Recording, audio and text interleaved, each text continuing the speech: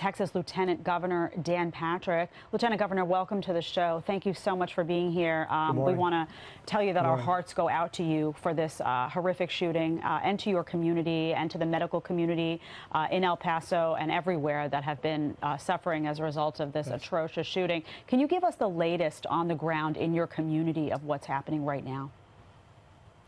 Well, and we want to send our prayers to Ohio.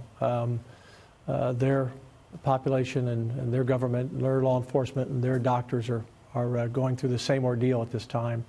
And we can't overemphasize the bravery of law enforcement, how everyone showed up everywhere to do their job and put their lives on the line. And I know I just watched from the medical center the incredible job that they've done. And you know, the latest that I would like to share with you, because the latest is we have our 20 casualties, 20 fatalities. We hope that stays at that number. We know we have some people in serious condition at the hospital still. You know, this is the fourth shooting since I've been Lieutenant Governor, and Governor Abbott's been on watch. We were elected in 2014. The fourth shooting we've had: 2016, 5 officers in Dallas; 2017, Sutherland Springs, 26; 2018, 10 at Santa Fe, and now this tragedy. 61 people have lost their lives in this violence. And I think it's time for all of America to take a real close look, if we haven't already, we should have, of where we are. Governor Abbott talked about yesterday, we did 3 days of hearings with experts from law enforcement to mental health to every aspect after the Santa Fe shooting to try to get some answers and try to come up with some policies that we enacted this past session. But as I stayed up all night, to be honest with you, every time we go to another funeral, which we'll have 20 coming, it chips away at our heart. Everyone. You know, there are thousands of people in El Paso, one of my favorite cities in Texas. It's a wonderful city and wonderful people. All these people will be impacted, the extensions of friends and families and neighbors and coworkers. This takes a tremendous toll on any community.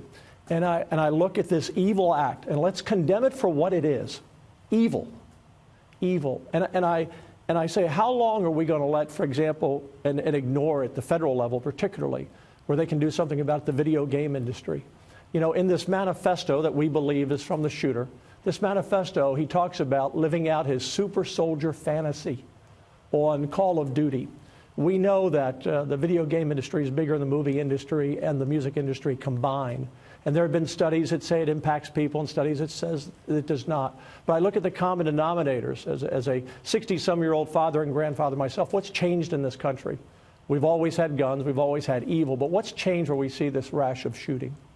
And I see a video game industry that teaches young people to kill.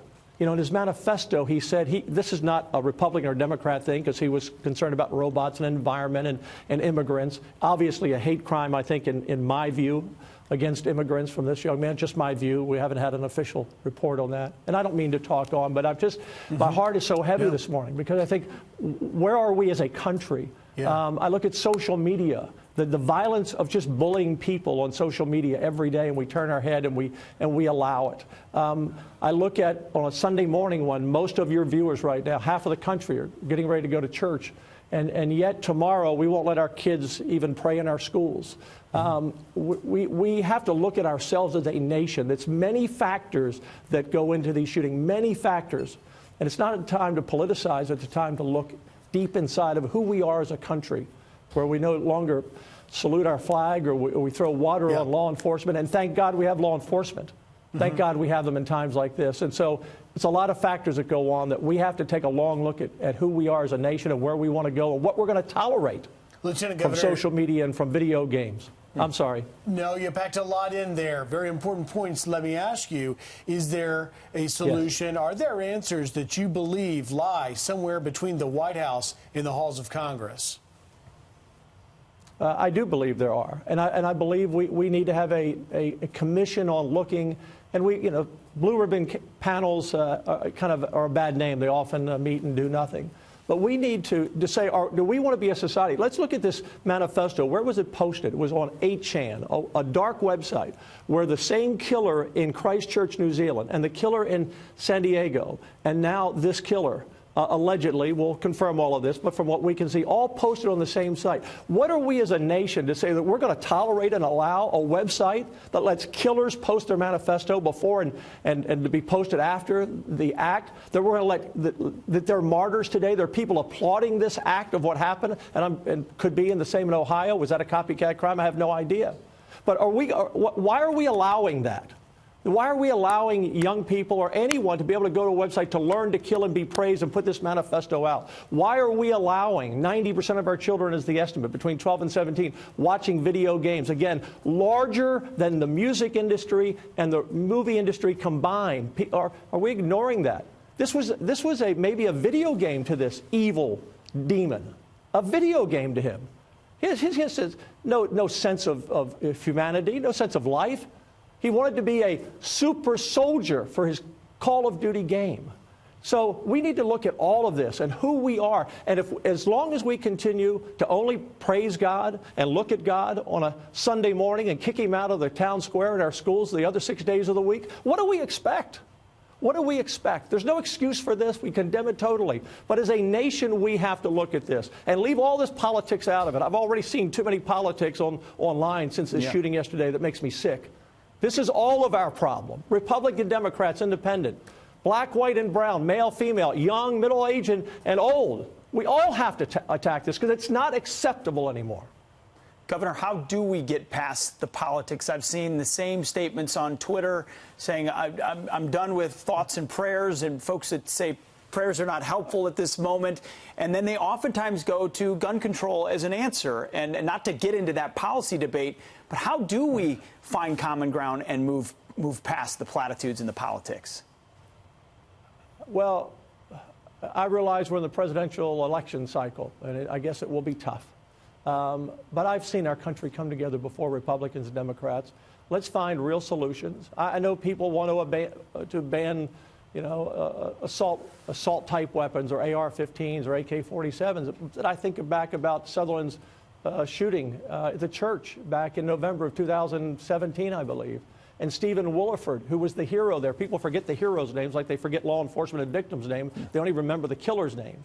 But Stephen Williford grabbed his automatic weapon and put 2 shots into that killer that day, and probably saved other lives because that killer could have gone to a church nearby and killed another 20 or 30 people. So it's not the gun, it's the people behind the gun. No more than a drunk driver. It's not the car, it's the irresponsible or deadly person that gets behind the wheel. And it's not every video game. I know after the school shooting, I talked about the video game culture. I got a lot of terrible negative feedback, probably get some today. For people, I play video games, it doesn't make me go out and shoot someone. Well, but it doesn't mean it doesn't impact someone.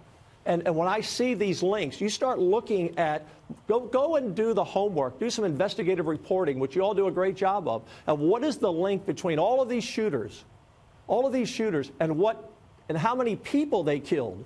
Because they keep track of it. Somebody has it, by the way, on the internet somewhere. The games have it. You get awarded for how many people you can kill. Some of the deadly, we have games called Hatred, Agony, go on and on and on. And when we look at our social media, we need to take charge of the kids at home at night. How long are they on the internet? What are they saying? The bullying that we see. That's another type of violence in our community. Yeah. And thoughts and prayers, I know that there are people who criticize me. I put a scripture up on my webpage or my Facebook every Sunday. I get criticized for that by the anti-God crowd. Well, everyone drops to their knees and prays after the event. We better start facing God before an event. So maybe we don't have to pray as much after the event. And I will tell you, going to countless funerals for law enforcement in Dallas, to students at the school, to all of these services that the governor and I and others go to pay respect to those, I can tell you that if it weren't for their faith in God, these communities and these parents and these people couldn't get through. I don't know how they make it without it. And El Paso, a heavy Hispanic community where the Catholic Church and the evangelical church is so strong in that community, I guarantee you these people weren't just praying today on this Sunday, they were praying last Sunday too. And we have to take it to God. But as a nation, it's a dark time for our country. And we better wake up and take responsibility. Every one of us has to take responsibility. Everyone has to take responsibility. You don't have to be in office to take responsibility. You don't have to be in law enforcement to take it. You don't have to be a teacher to take it. Everyone has to take it. You know, Lieutenant Governor, you talk about community, and I don't think we can stress enough the importance of building up those communities. El Paso is a community. It's a beautiful community, and it's a community that really has inspired the nation. Community. When you look at the medical community, we've heard from so many doctors this morning. When you look at the law enforcement community, we've heard from people in law enforcement. Everyone in El Paso has come together to try to heal that community together. And you really can't underestimate that power throughout the country. And the whole country is with you, by the way, and we are grieving with you. But you cannot underestimate the power of building that up ahead of a tragedy so that when something, heaven forbid, does strike, that community comes together and they are a life force. They are a force together. And I just want to commend you. I know we all do want to commend the community of El Paso for being so incredibly inspiring to the whole nation, despite this tragedy. The way they are fighting through this, truly, it is incredible to witness. Well, I've seen it, along with Governor Abbott, all across the state from all those shootings I mentioned from Hurricane Harvey. We are an incredible nation state, I would call it. We're an incredible, incredible state of Texas, and we're proud of our law enforcement, our medical community. We're proud of all of our citizens because people are good. People are inherently good, and what we can't lose sight is when we see this evil happen, black and brown and white, are there issues in this country? Are there people on the fringes that are hateful? Yes, but are we a hateful nation? No, I don't see it. I don't believe it. People are good, but sometimes we can live in denial that this doesn't impact me until it does. Absolutely. And so what I'm saying is we need, as a government, the Republicans, the Democrats, to come together. Tough time during a presidential year, but to come together, put the politics aside, look at all of these issues, because this didn't happen when I grew up. This didn't happen for lots of people when they grew up. And so what's changed? And I try to look at those common denominators of what's changed. And to your point, social media, video games, all this hatred that's out there and anger. Yes, we got to leave that's it. What I see. We need God every day too, as well. We got to leave it right there for purposes of television. Lieutenant Governor, thanks for your powerful words this morning.